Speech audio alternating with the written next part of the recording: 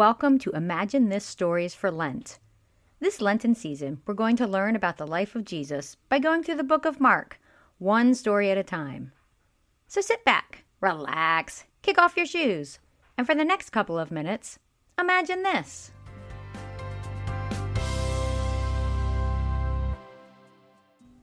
Yesterday, we talked about Jesus teaching in the synagogue in Capernaum. The people there were surprised at what a fantastic teacher he was. Then, one man cried out, and Jesus freed him from an evil spirit or demon. Well, let me tell you, that became big news fast. People who were there started telling other people, and then those people told other people, and on it went. Jesus, James, and John left the synagogue and went to the home of Simon Peter and his brother Andrew. Peter's mother-in-law, that is his wife's mom, was there sick in bed with a fever, a high fever. Have you ever had a high fever? It's not a lot of fun, is it? You're all achy and sore.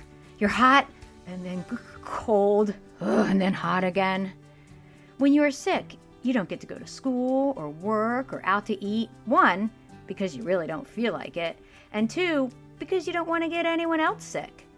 People tend to stay away from people who they know are sick. But not Jesus. The Bible tells us that when Jesus heard this woman was sick, he went right to her bedside. Then he took her by the hand and helped her sit up. Instantly, the woman's fever was gone, and she was totally healed, completely better. Guess what she did next?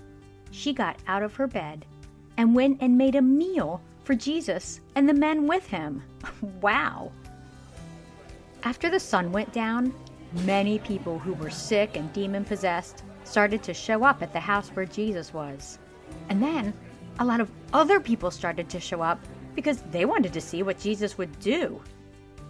What do you think he did? He healed them. He made them whole.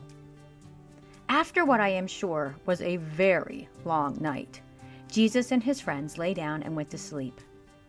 But before the sun came up the next morning, Jesus got up and left the house. Later, when Simon Peter woke up, he looked around and didn't see Jesus.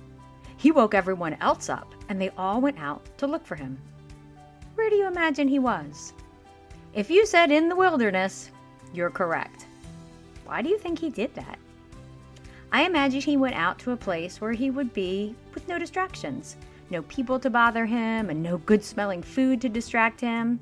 He wanted to be alone so he could talk to his Father, God. When Simon Peter and the others found him, they said, "Everyone is looking for you. Where have you been?"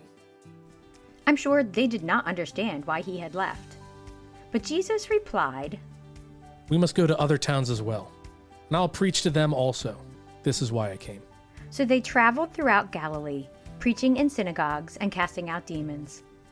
I think it's really interesting that Jesus went out by himself before anyone else was even awake. He wanted to pray or talk to his Father God. And the Bible tells us that Jesus always did what God wanted him to do. And how did he know what God wanted him to do? He asked him. He spent time talking and listening to God.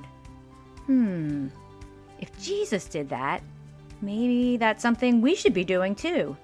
Spending time each day in a quiet place, talking to God.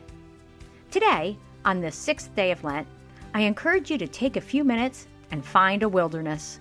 Okay, maybe not exactly a wilderness, but a place that's quiet and holds no distractions.